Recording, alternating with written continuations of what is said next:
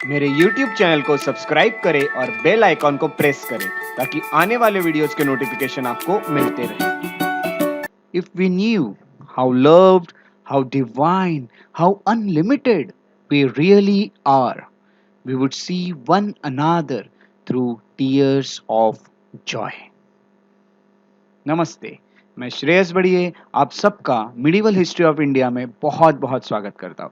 आज हम lecture number 2 from medieval history पे डिस्कशन करने वाले हैं, जिसमें हम द चोलास को पढ़ेंगे। जैसे कि हम फर्स्ट लेक्चर में ट्राइपार्टाइट स्ट्रगल पढ़ चुके हैं, जिसमें हमने पालाज, गुर्जर प्रतिहाराज और राष्ट्रकूटाज को स्टडी किया। अब हम चोलाज को पढ़ेंगे, जो कि साउथ का एक एम्पायर है। ये सब जो हमने फर्स्ट लेक्चर में पढ़े नॉर्थ के एम्पायर थे। तो अगर आपको कोई भी डाउट हो तो आप मुझे इंस्टाग्राम पे पूछ सकते हैं। This is my Instagram ID. अगर आप और अपडेट्स चाहते हैं तो ये मेरा फेसबुक पेज है और ये मेरा टेलीग्राम चैनल है, आप इन्हें ज्वाइन या और फॉलो कर सकते हैं। And this is my YouTube channel. Second lecture start करने के पहले आपको मैं एक करेक्शन के बारे में इन्फॉर्म करना चाहता हूँ, जो कि मेरे फर्स्ट लेक्चर में एक करेक्शन है, थोड़ा सा टाइपिंग मिस्टेक हो गया है। देख लेते हैं। ये जो फर्स्ट लेक्चर था वो पालास, प्रतिहाराज और राष्ट्रकूटाज वाला लेक्चर है, जिसमें हम प्रतिहाराज वाले जब सेक्शन में आते हैं तो सब हम फर्स्ट छोड़ के सेकेंड स्लाइड पे जब आएंगे तो सेकेंड स्लाइड पे यहाँ पे लिखा हुआ था महिपाल सन ऑफ मिहिर भोज। तो ये सन नहीं, ग्रैंडसन ऑफ मिहिर भोज होना चाहिए। तो ग्रैंडसन महिपाल जो थे ये पोते थे, ग्रैंडसन थे, उनके बेटे नहीं थे। तो ये सन के जगह ग्रैंडसन आप करेक्शन कर लीजिएगा। जहां पे आपने अपने नोट्स बनाए वहां पे ये करेक्शन आप कर लीजिएगा। तो आइए सबसे पहले हम मैप देख लेते हैं चोलास का। चोलास का जो रीजन था वो रीजन ये है। ये पेनिनसुला होता है। पेनिनसुला जिसे पेनिनसुला कहा जाता है, उसके तीनों तरफ पानी होता है। ये देखिए, तीन तरफ पानी आपको दिखता है। जैसे कि आप जानते हैं कि इंडिया का जो नीचे का पार्ट है उसे पेनिनसुला कहते हैं। ज्योग्राफी में आप ये सब पढ़ते हैं। तो अभी तो मैं हिस्ट्री का लेक्चर ले रहा हूँ वैसे, बट ज्योग्राफी में आप ये सब पढ़ते हैं। यहाँ पे कौन सी सी है आप जानते हैं? यहाँ पे है अरेबियन सी। यहाँ पे उसके बाद जो ये है इस तरफ है बे ऑफ बंगाल, और ये जो है यहाँ पे है इंडियन, ये नीचे इंडियन ओशियन। इस तरह से आपको ये पता चलता है कि इसे पेनिनसुला कहते हैं, जो तीनों तरफ से पानी से घिरा हुआ लैंड है। और ये पेनिनसुला वाला जो पार्ट था, इसी पे रूल करते थे इस टाइम पे द चोलाज। चोलाज इस पे रूल करते थे और ये टाइम 9th सेंचुरी का टाइम था। यहाँ पे आप देख रहे हैं, इवन ये श्रीलंका में भी आप उनका रूल देख पा रहे हैं। तो श्रीलंका में भी थे और भी कोई कई देशों में उन्होंने अपना रूल जमाया था। तो ये सब हम इस लेक्चर में स्टडी करने वाले हैं। जैसे कि मैं आपको ऑलरेडी बता चुका हूँ, जो भी हमारी रेफरेंस बुक है फॉर मिडिवल, फॉर एंशियंट, ये ओल्ड एनसीईआरटीज है। और ये जो मिडिवल वाला जो मैं लेक्चर्स बना रहा हूँ, मोस्ट ऑफ द चीज़ें वो ओल्ड एनसीईआरटी से ली हुई है, और कुछ चीज़ें अगर उसमें नहीं है तो वो एक्स्ट्रा की मैं ऐड करते रहता हूँ। तो चलिए, जो फर्स्ट हमारा पार्ट है वो है द चोला एम्पायर। अब हम सबसे पहले द चोला एम्पायर को पढ़ते हैं। तो चोला एम्पायर की सबसे पहले एक बेसिक आइडिया ले लेते हैं। सबसे पहले मैं आपको ये बता दूं कि जो चोला एम्पायर था, इसकी शुरुआत 9th सेंचुरी में हुई थी। ये मैं आपको बता चुका हूं। Chola empire which arose in 9th century brought a large part of peninsula under their control. Peninsula का मीनिंग क्या होता है मैं ऑलरेडी आपको बता चुका है। ऐसी लैंड जो तीनों तरफ से पानी से घिरी हुई है उसे पेनिनसुला कहते हैं। और यहाँ पे आप देख रहे हैं, पेनिनसुला वाला रीजन है, यहाँ पे ये रूल करते थे। ये चीज आपको यहाँ पता चल गई। उनकी नेवी बहुत स्ट्रांग थी। रीजन क्या था भाई? आप अगर तीनों तरफ से पानी से घिरे हुए तो आपकी नेवी आप स्ट्रांग तो जरूर रखेंगे। तो इनकी नेवी भी काफी स्ट्रांग थी, और इसी नेवी के चलते ये श्रीलंका तक पहुंच गए। उसके बाद ये आगे और भी कुछ देशों तक पहुंचे, जैसे उन्होंने श्रीलंका को कॉन्कर किया, मालदीव्स जो है उसे उन्होंने कॉन्कर किया। तो ये सब चीजें होने के बाद ट्रेडिंग भी बहुत अच्छा था, फॉरेन ट्रेड भी बहुत अच्छे से चलता था। जैसे कि उन्होंने नेवी पे या फिर सी ट्रेड पे ये सब बहुत ध्यान दिया था। तो इस वक्त काफी अच्छा फॉरेन ट्रेड भी उन्होंने किया था। उसके बाद हमें एक और चीज ये पता चलती है कि ये जो एम्पायर है, इसे बनाने वाले जो व्यक्ति उनका नाम है विजयालय। विजयालय उनका नाम था। तो यहाँ पे सॉरी, पहले वहाँ पे थोड़ी सी टाइपिंग मिस्टेक थी, तो उसे मैंने सुधार लिया। इनका नाम था विजयालय। तो याद रखिएगा, चोला एम्पायर बनाने वाले जो व्यक्ति है उनका नाम है विजयालय। और विजयालय कौन था? अगर ये थोड़ी सी इन्फॉर्मेशन चाहते हैं, बेसिक इन्फॉर्मेशन चाहते हैं, तो ये फ्यूडेटरी ऑफ पल्लवास थे। पल्लवास जो कि अपने रीजन में काफी सारे फ्यूडेटरीज को रखते थे, जागीरदार जिन्हें कहते हैं, उन्हें रखते थे। तो उन्हीं में से एक जागीरदार विजयालय भी थे, जो कि 1850 एडी में उन्होंने ये चीजें एम्पायर बनाने की शुरुआत की। 1850 एडी जो था, इस टाइम पे उन्होंने तांजौर को यहाँ कैप्चर किया था। जो तांजौर करके जो जगह है उसे उन्होंने यहाँ कैप्चर किया था। तो ये तांजौर जो लिखा है यही वह तांजौर है। ये तांजौर जो था इसे कैप्चर किया जाता है इन 850 एडी। उन्हीं के साथ साथ आपको ये बता दूं कि राजराज जो है, जो कि 985 से 1014 तक रहे, और राजेंद्र फर्स्ट जो है, जो कि 1014 से 1044 तक रहे, सब एडी वाली बातें।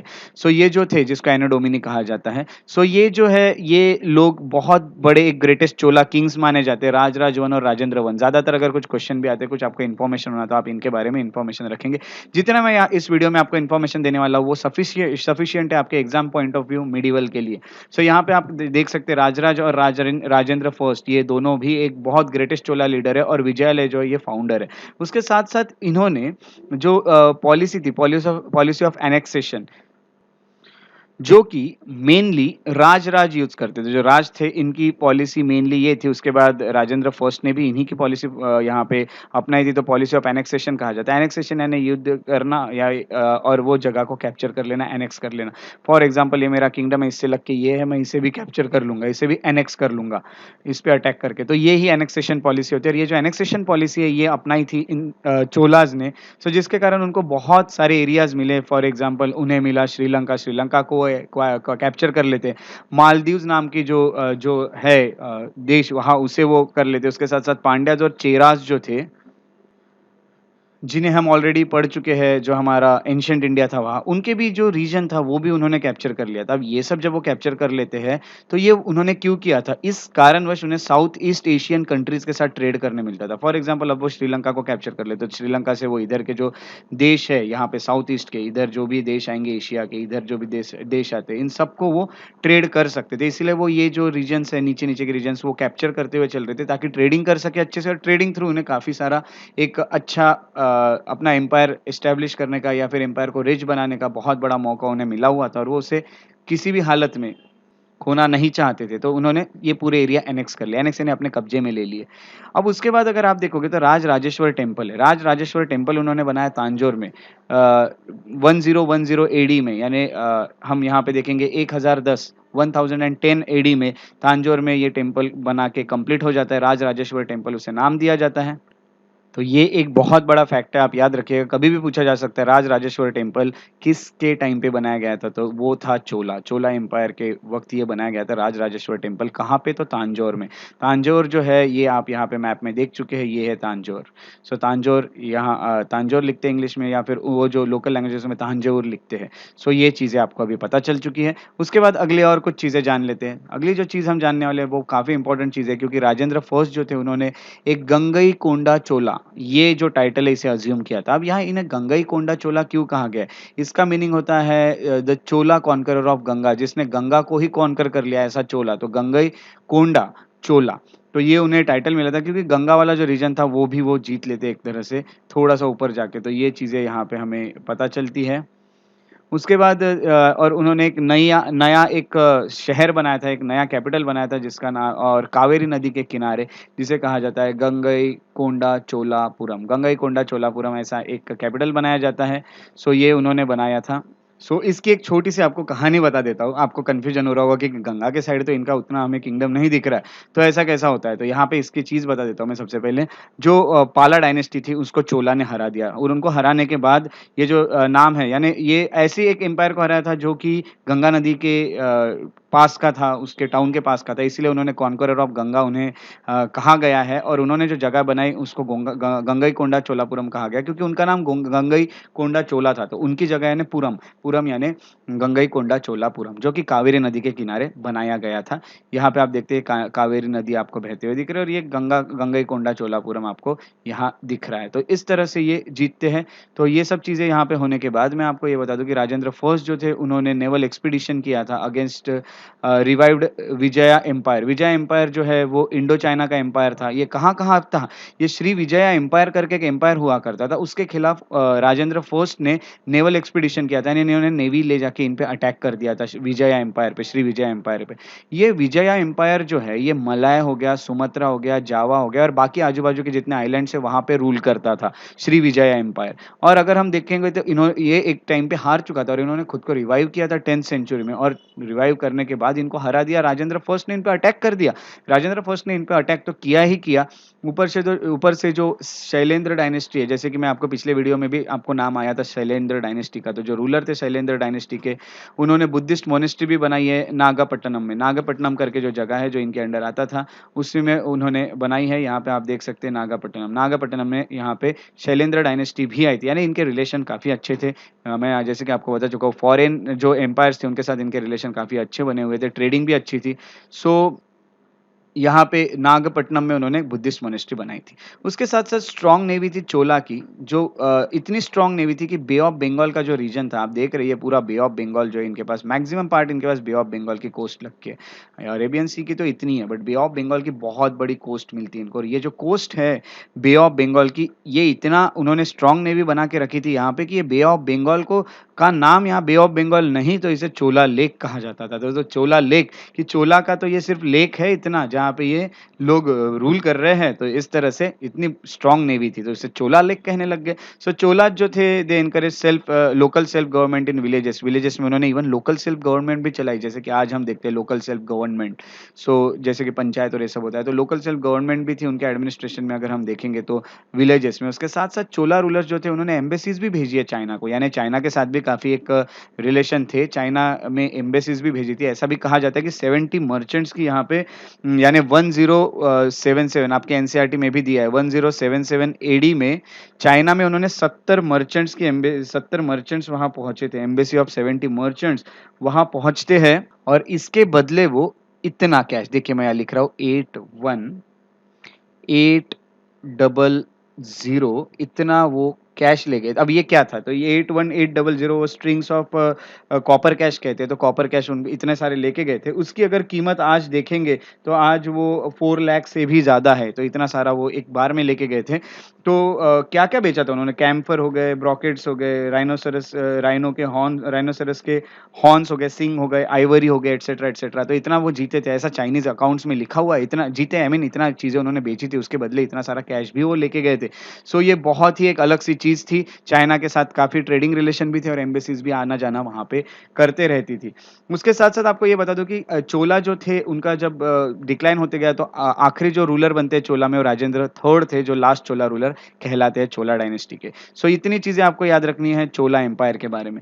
अब हम चोला का गवर्नमेंट देखते हैं, चोला गवर्नमेंट किस तरह का था। चोला गवर्नमेंट में सबसे पहले आपको ये बता दूँ जो किंग थे वो खुद एडमिनिस्ट्रेट करते थे अपनी टेरिटरीज़ को, और उनको एडवाइस करने के लिए काउंसिल ऑफ मिनिस्टर थे। जैसे कि आज आप देखते हैं prime minister with council of ministers to aid and advise president, तो यानी वो तो आज की बात हो गई, but council of minister advise करते थे किसे, तो किंग को। किंग के पास हालांकि प्राइम मिनिस्टर भी होते थे जिसको प्रधानमंत्री कहते हैं, क्योंकि वो काउंसिल ऑफ मिनिस्टर में ही आते हैं।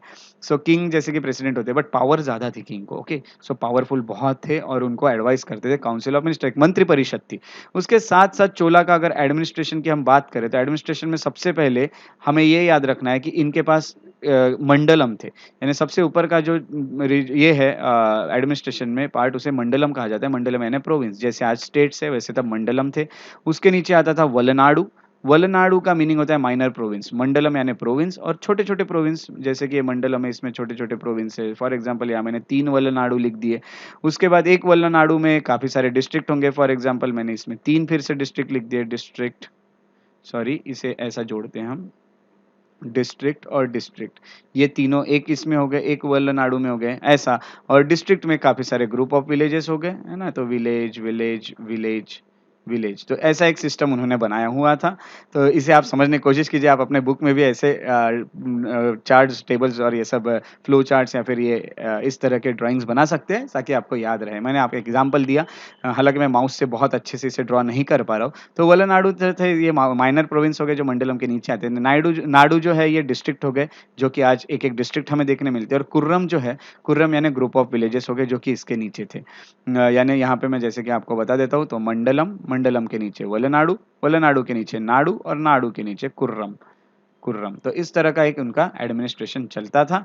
और अगर हम बात करें इनके इंफ्रास्ट्रक्चर की, तो इंफ्रास्ट्रक्चर में सबसे पहले आप ये देखोगे कि रॉयल रोड्स जो है ये बनाए जाते थे, वर बिल्ट, है ना? रॉयल रोड्स यानी जहाँ से किंग और ये सब जाएँगे, ये सब जो रॉयल लोग हैं उसके लिए, और रोड्स नॉर्मल पब्लिक के लिए भी काफ़ी रॉयल रोड बनाते थे ये लोग। उसके साथ-साथ इरिगेशन प्रोजेक्ट्स भी काफ़ी सारे थे इनके वक़्त। इरिगेशन प्रोजेक्ट्स हो गया, यानी पानी की कमी नहीं होनी चाहिए, इसीलिए खेती और एग्रीकल्चर बहुत खेती या फिर एग्रीकल्चर बहुत अच्छे से चलना चाहिए, जिसके लिए एग्रीकल्चर प्रोडक्ट्स भी काफ़ी सारे इन्होंने बनाए थे। विलेज असेंबलीज़ जो थे, वहाँ पे हमको 2 तरह की विलेज असेंबली देखने मिला है। एक को कहा जाता है उर और दूसरों को कहा जाता है महासभा या फिर इसे सभा भी कहा जाता है। उर उर क्या है? उर यानी सबसे पहले जनरल असेंबली थी ऑफ द विलेज। विलेज की जैसे कि एक सभा होती है, असेंबली होती है, उस तरह का ये उर हुआ करता था। और दूसरा है महासभा। महासभा यानी क्या होता था? तो महासभा यानी गैदरिंग ऑफ एडल्ट मेन इन ब्राह्मण विलेजेस। सो जो ब्राह्मण विलेजेस थे, वहाँ के जो एडल्ट्स थे, वो एक इकट्ठा होते थे, गैदरिंग होती थी उनकी, यानी इकट्ठा होना, गैदर होना। सो ये सब एडल्ट मेन गैदर होते थे और जो भी डिस्कशंस है और ये सब किए जाते थे। सो इन्हें आग्रहर्स कहा जाता था। ये जो आते थे ये लोग, इन्हें आग्रहर्स कहा जाता था, जिनकी महासभा होती थी। सो हमें ये पता चलता है कि 2 तरह की असेंबलीज हैं इनके पास। असेंबलीज 2 तरह की है, मैं जैसे कि आप अपने बुक में बनाएंगे, असेंबलीज 2 तरह की। एक होता है उर और एक होता है महासभा। महासभा में जो लोग आते थे उन्हें आग्रहर कहा जाता था। तो ये है इनका गवर्नमेंट। सो गवर्नमेंट के बारे में इतनी चीज़ें आपके लिए सफिशिएंट है। एग्ज़ाम पॉइंट ऑफ व्यू आपको जो चीज़ें मैंने बताई ये काफ़ी इंपॉर्टेंट चीज़ें हैं। उसके बाद हम इनकी थोड़ी-सी कल्चरल लाइफ़ देख लेते हैं, थोड़ी-सी देख लेते हैं, क्योंकि हमें ये चीज़ें जो है ये डिटेल में हम आर्ट एंड कल्चर में पढ़ते हैं। सो आर्ट एंड कल्चर में डिटेल में पढ़ेंगे, बट यहाँ पे आपको बेसिक इन्फॉर्मेशन पूरी मिल जाएँगी इनके कल्चरल लाइफ़ की। और कल्चरल लाइफ़ आपको जो मैं यहाँ बताऊँगा, उतनी कल्चरल लाइफ़ आपको काफ़ी हेल्प करेगी एग्ज़ाम्स में। और आर्ट एंड कल्चर में मैं ये चीज़ें आपको डिटेल में बताने वाला हूँ। बहुत अच्छे से आपको ये मैं चीज़ें बताऊँगा। उसके साथ-साथ they were great builders of cities. वो स बहुत सारे उन्होंने शहर बनाए थे, जैसे कि तांजोर हो गया, गंगईकोंडा चोलापुरम हो गया। तो ये सिटीज़ उन्होंने बनाई हैं। उसके साथ-साथ उन्होंने बड़े-बड़े पैलेसेस बनाए, बैंक्वेट हॉल्स बनाए, स्पेशियस गार्डन्स हैं उनके, टेरेसेस बहुत बड़े-बड़े और बहुत खूबसूरत आर्ट यहाँ देखने मिलता है हमें चोलास के वक़्त। उन जो Dravida style of temple architecture है, ये क्या है हम आर्ट एंड कल्चर में पढ़ेंगे। बट अभी इतना याद रख लेंगे, जो जो द्रविड़ स्टाइल ऑफ टेम्पल है, ये एक टेम्पल आर्किटेक्चर की स्टाइल है, द्रविड़ स्टाइल। आपको दिखाता हूँ ये कैसी होती है। जैसे इस तरह के टेम्पल्स बनाए जाते हैं द्रविड़ स्टाइल में। सो ये जो टेम्पल आर्किटेक्चर की द्रविडियन स्टाइल है, इसी को इन्होंने ये पहले से चली आ रही थी, बट इनके वक़्त क्लाइमेक्स पे पहुँच गई थी। इनके वक़्त इतना डेवलपमेंट हुआ था टेम्पल्स के आर्किटेक्चर का, बहुत खूबसूरत टेम्पल्स देखने मिलते हैं। The temple have become so elaborate like a mini city, सीधा मिनी सिटी जैसे ही दिखते थे। और रेवेन्यू फ्री ग्रांट मिलती थी लैंड को। टेम्पल जहाँ बनेंगे उस लैंड से रेवेन्यू नहीं कलेक्ट किया जाता था। टेम्पल की land grant free, revenue free होती थी। सो ये बहुत अच्छी बात है। और जितना भी वो कर सके, इसीलिए उनसे रेवेन्यू कोई कलेक्ट किया नहीं जाता था, जितना भी खर्चा।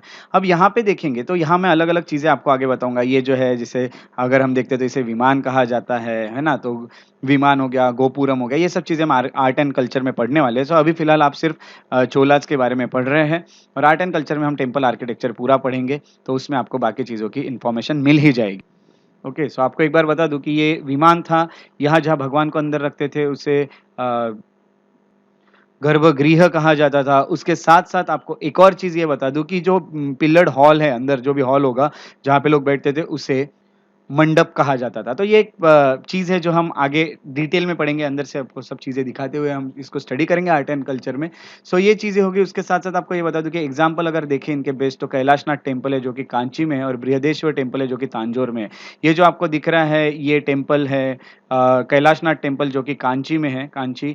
और ये जो आप देख रहे हैं ये है बृहदेश्वर टेम्पल जो कि तांजोर में है। तो बृहदेश्वर टेम्पल को देख लीजिए और ये कांची वाला टेम्पल देख लीजिए। तो ये 2 टेम्पल इनके बहुत बड़े एग्ज़ाम्पल है, कैलाशनाथ टेम्पल और ये बृहदेश्वर टेम्पल। उसके बाद हम ये द्रविडियन आर्किटेक्चर का बहुत बड़े एग्ज़ाम्पल्स है। जब ये चोलास जो थे, जब इनका फॉल होने लगा, जब ये लोग एक तरह से डिक्लाइन होने लगे, उसके बाद जो होयसालास थे, होयसालास ने ये जो ट्रेडिशन है, ये जिस तरह से टेम्पल्स बनाते थे, जिसको हलेबीडु टेम्पल ये लोग कहते थे या फिर होयसालेश्वर टेम्पल कहते हैं, वो भी यहाँ पे बनाए गए फिर बाद में। तो यहाँ पे आप देख रहे हैं होयसालेश्वर टेम्पल है या हलेबीडु टेम्पल है, जो कि होयसालास ने बनाया था। और ये जो आर्किटेक्चर है काफ़ी लगभग इन्हीं के तरह आर्किटेक्चर था, जो हमारे चोलास थे उन्हीं के तरह। तो ये एग्ज़ाम्पल है चालुक्यन आर्किटेक्चर का। जो चालुक्यन आर्किटेक्चर जो है हम ये भी आगे पढ़ेंगे। सो इसे हलेबीडु टेम्पल जो है वो चालुक्यन आर्किटेक्चर में बनाया गया है। सो ये सब चीज़ें हम आर्ट एंड कल्चर में पढ़ने वाले हैं। उसके बाद हम देखते हैं कि स्कल्पचर आर्ट अगर हम देखते हैं यानी मूर्तियाँ जो ये लोग बनाते थे, वो भी काफ़ी खूबसूरत मूर्तियाँ इन्होंने बनाई है। जैसे कि गोमतेश्वर का स्टैच्यू जो श्रावण बेलगोल में बनाया गया, ब्रॉन्ज़ नटराज का स्टैच्यू बनाया गया। श्रावण बेलगोल में जो ये है, ये आप देख रहे हैं गोमतेश्वर का स्टैच्यू, ये ऑलरेडी स्टैच्यू मैं आपको दिखा चुका हूँ एंशिएंट इंडिया में। उसके साथ-साथ ये जो आपको दिख रहा है, ये ब्रॉन्ज़ नटराज की एक तरह से स्कल्पचर है, मूर्ति है, तो ये सब इन्होंने बनाया था, ये ब्रॉन्ज़ की थी। तो इस तरह से इनका ये जो है स्कल्पचर आर्ट वो भी काफ़ी खूबसूरत था। संस्कृत लिटरेचर जो है उसके साथ-साथ लोकल लैंग्वेज के लिटरेचर भी इस टाइम पे बहुत ज़्यादा बढ़ाए गए। इन्होंने संस्कृत के साथ-साथ लोकल लिटरेचर, लोकल लैंग्वेजेस है, उन्हें भी काफ़ी बढ़ावा दिया। भक्ति मूवमेंट जो है वो जब स्टार्ट हुई तो अल्वार्स और नयनार्स ये है, हम भक्ति और सूफ़ी मूवमेंट्स रहेंगे उसमें पढ़ेंगे, भक्ति मूवमेंट हम भक्तिज़्म में पढ़ेंगे, तो ये चीज़ें आगे हम पढ़ने वाले हैं। तो इसमें अल्वर्स और नयनार्स होते हैं। सो ये क्या है, कौन है, ये सब हम आगे पढ़ने वाले हैं। तो ये लोगों ने जितना भी चीज़ें लिखी हुई है तो इसे तिरुमराई कहा जाता है, तिरुमराई। तो तिरुमराई जो है ये 5th वेद माना जाता है। जैसे कि हम जानते हैं कि 4 वेद है, 4 वेद के नाम क्या है मैं एंशिएंट इंडिया में आपको बता चुका और आप अभी कमेंट सेक्शन में लिखेंगे 4 वेद के नाम। और यहाँ पे ये जो इनका रीजन है, यहाँ पे माना जाता है कि तिरुमराई जो है, जो इन लोगों ने लिखे हैं, इसे 5th वेद भी माना गया है। उसके साथ-साथ कंबन्स रामायण जो है, ये भी एक क्लासिक तमिल लिटरेचर है जो इन्हीं के वक़्त का है। तो कंबन्स रामायण एक क्लासिक तमिल लिटरेचर भी हमें पता चलता है। उसके साथ-साथ पंपा हो गए, पोन्ना हो गए या रन्ना हो गए, तो इनके प्रोनाउंसिएशन मैं बहुत अच्छे से नहीं कर पा रहा हूँ क्योंकि साउथ में मुझे आइडिया नहीं है एग्ज़ैक्टली इसके प्रोनाउंसिएशन किस तरह किए जाते हैं, तो मुझे माफ़ कीजिएगा। पंपा, पोन्ना और रन्ना इस तरह से मैं इसे प्रोनाउंस करता है। ये तीनों पोएट थे। ये तीनों जो पोएट थे, ये पोएट को 3 जेम्स कहा जाता है कन्नड़ पोएट्री का। तो ये पोएट्स 3 जेम्स, तो 3 यहाँ पे अगर हम देखते हैं जवाहरात, 3 जवाहरात है ये, है ना? यानी बहुत ही ये फ़ेमस और बहुत ही खूबसूरत पोएट्री लिखने वाले लोग माने गए हैं। सो ये चीज़ें हैं जो हमने कल्चरल लाइफ़ में देखी और बाकी चीज़ें जो है ये आर्ट एंड कल्चर में भी पढ़ी जाती है डिटेल में ये सब चीज़ें। बट इतनी चीज़ें अगर आप पढ़ते हैं तो आपका यहाँ पे चोला जो है ये पूरा कंप्लीट होता है और इससे ज़्यादा आपको बहुत ज़्यादा डिटेल में पढ़ने की ज़रूरत नहीं है। बाकी पोर्शन आर्ट एंड कल्चर में आपको पढ़ना ही होता है। सो ये चीज़ें हो गई और इसी के साथ-साथ हमारा आज का जो टॉपिक था, सेकंड लेक्चर था द चोलाज़, ये खत्म होता है। और अगर आपको मेरे वीडियोज़ पसंद आते हैं तो उन्हें लाइक ज़रूर करें, शेयर करें और मेरे यूट्यूब चैनल को सब्सक्राइब करना ना भूलें। और बेल आइकॉन भी क्लिक करें ताकि आपको नोटिफ़िकेशन मिलते रहेंगे। आप अगर और अपडेट्स चाहते हैं तो फॉलो और लाइक करें मेरे फेसबुक पेजेस को, श्रेयस बड़िए, श्रेयस बड़िए इंटरप्रिटेशन, ये मेरे फेसबुक पेजेस के नाम है। मुझसे कनेक्टेड रहना चाहते हैं तो मुझे इंस्टाग्राम पे फॉलो कर सकते हैं। श्रेयस बड़िए द पीस लवर, ये मेरा इंस्टाग्राम आईडी है। श्रेयस बड़िए @gmail.com पे आप मुझे मेल भी कर सकते हैं। तो इसी तरह हम मिलते रहेंगे अगले लेक्चर में। तब तक के लिए अपना ख़्याल रखें और आपका दिन शुभ हो।